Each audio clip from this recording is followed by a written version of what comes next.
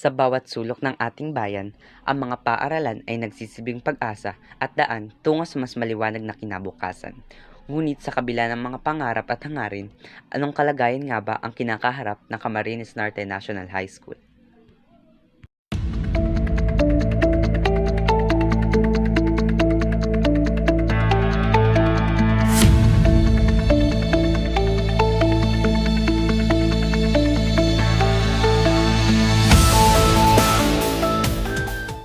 Ang edukasyon ay pundasyon ng ating hinaharap, ngunit sa patuloy na pagbabago ng mundo, paano nga ba natin makakasabay ang ating mga paaralan?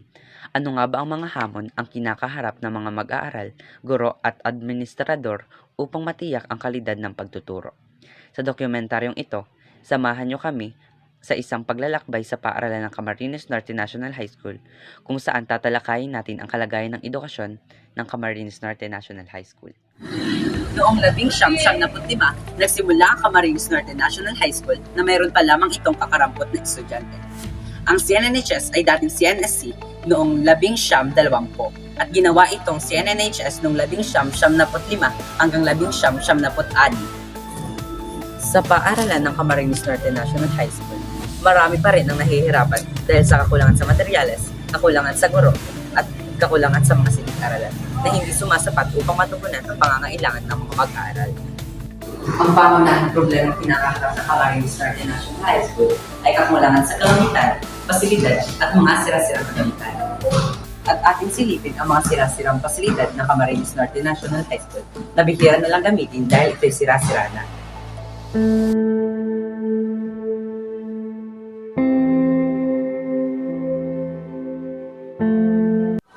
At ating ring silipin ang mga pasilidad na ginagamit ng mga mag-aaral araw-araw.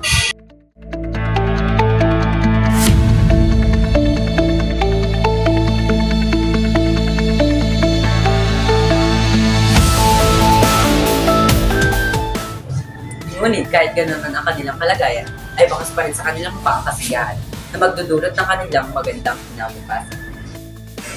At sa dakong ito, atin ang silipin ang iba't ibang pasilidad ng Camarines Norte National High School, tulad na lamang ng Principal Office at iba't ibang departamento nito. At ang una natin silipin ay ang silid-aklatan ng Camarines Norte National High School.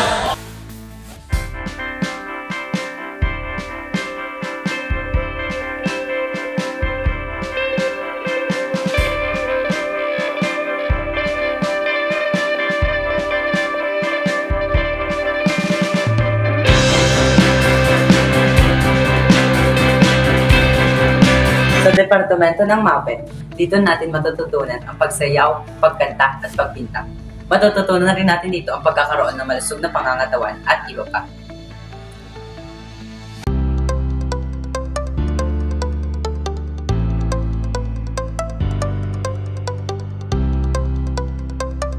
Hindi rin papahuli ang pasilidad ng agham at teknolohiya. Ang laboratorio ng agham ay isang bukas na pinto para sa mga kabataan na nagnanais mag-explore at mag-eksperimento. Ang mga laboratorio ito ay nagbibigay daan tungo sa kanilang pagkamalikhain at kritikal na pag-iisip.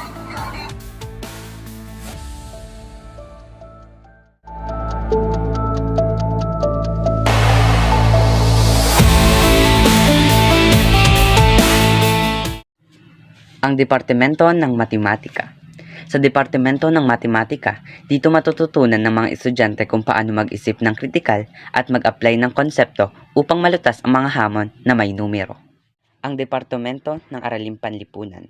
Sa Departamento ng Araling Panlipunan, dito matututunan ng mga estudyante ang kasaysayan ng ating bayan at mapapalawak din ito ang pag-iisip sa heograpiya at kasaysayan ng iba't ibang bansa.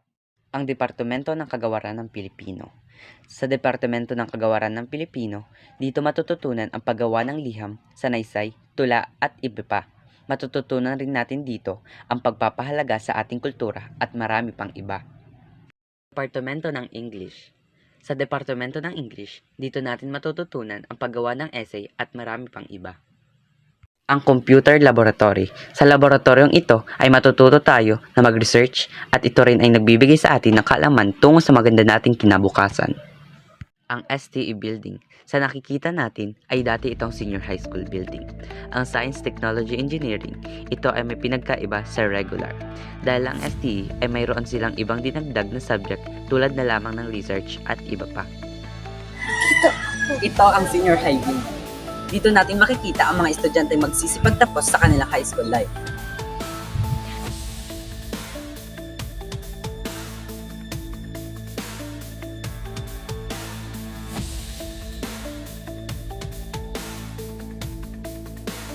Ang junior high school, dito natin makikita ang mga estudyante magsisipagtapos sa grade 10. Ang principal office ay ang pangunahing opisina na tumutukoy sa pangunahing lugar o opisina ng isang principal, kung saan nagaganap ang mga pagpapahalaga, operasyon, paggawa ng desisyon at pamamahala. Karaniwan dito, matatagpuan ang mga pangunahing gawain tulad ng pangangasiwa at pagpaplano.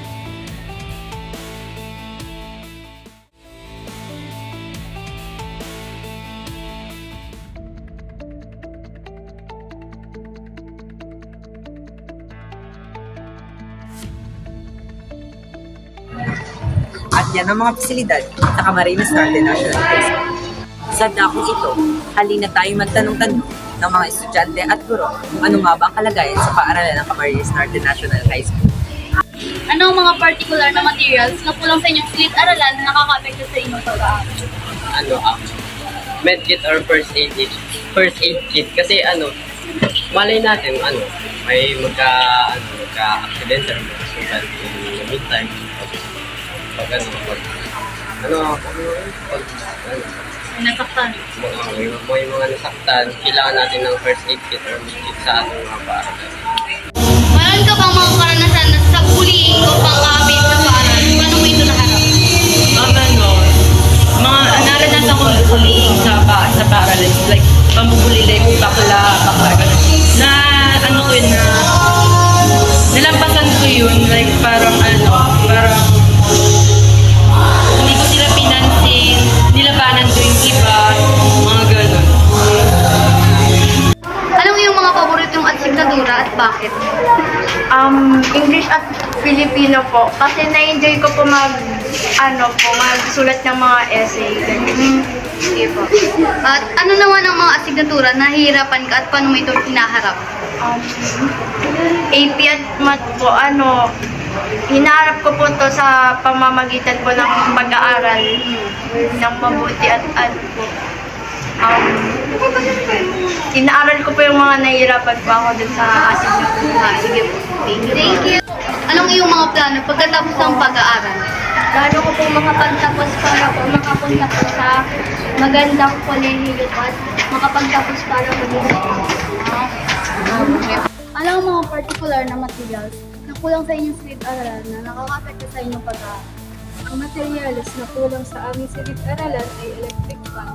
Nakaka-apekto ito sa akin dahil mainit sa aming silid-aralan at mawawalan ako ng focus. Base sa record ng Principal Office, noong 2023 hanggang 2024, may estimated itong estudyante na bilang 3,679 at mayroon itong bilang na guro na 135. Base sa aming napagtanong-tanungan, ay maganda nga mag-aral sa Camarines Norte National High School dahil sa maayos na kalidad ng kanilang pagtuturo. At ang iba pa nga'y masayang-masaya dahil sila ay nagkakaroon ng maraming kaibigan. Sa aking mga naririnig, ay maganda nga mag-aral sa paaralan ng Camarines Norte National High School dahil sa tiyak na matutunan ka talaga sa iyong pag-aaral. Dahil doon ay hinihikayat ko kayong lumahok sa paaralang Camarines Norte National High School dahil na maayos ang kalidad ng pagtuturo at maayos ang pakikisama at pakikihalubilo sa iba. Ang edukasyon ang susi sa pag-unlad. Ngunit sa tagumpay ay kailangan pagkaisahan ng komunidad, gobyerno sa bawat isa sa atin upang matugunan ang mga suliraning kinakaharap ng ating paaralan, tulad na lamang ng pagkakasira ng upuan at mga kagamitan. Kahit ganun pa man, hindi ito naging hadlang upang hindi makapagtapos ang mga mag-aaral. Ang edukasyon ay hindi lamang tungkol sa aklat, kundi sa pagkakataon, pangarap at ang buo ng tapat sa pagtulong mula sa bawat isang mag-aaral, guro at mga magulang. Sa bawat hakbang ng kanilang paglalakbay, sila ay nagsisilbing simbolo sa pag-asa at pagbabago. Bawat aralin at pangarap, mayroon isang bagong simula, isang bukas na nag-aantay. Ang mga pagsubok na dumaan ay nagsisilbing gabay sa pagtahak ng maliwanag na bukas. Sa bawat bata, guro at komunidad nagsisimula ang bagong kwento. At sa bawat hakbang na kanilang tatahakin, ito ay tunay na diwa ng edukasyon na nagbibigay pag-asa sa kanilang buhay at kinabukasan.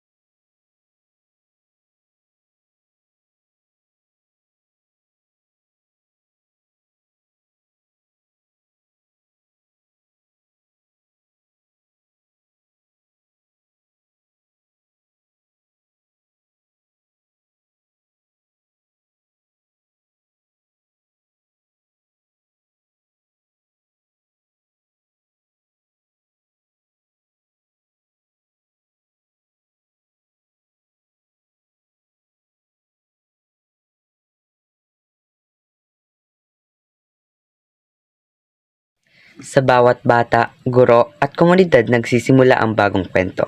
At sa bawat hakbang na kanilang tatahakin, ito ay tunay na diwa ng edukasyon na nagbibigay pag-asa sa kanilang buhay at kinabukasan.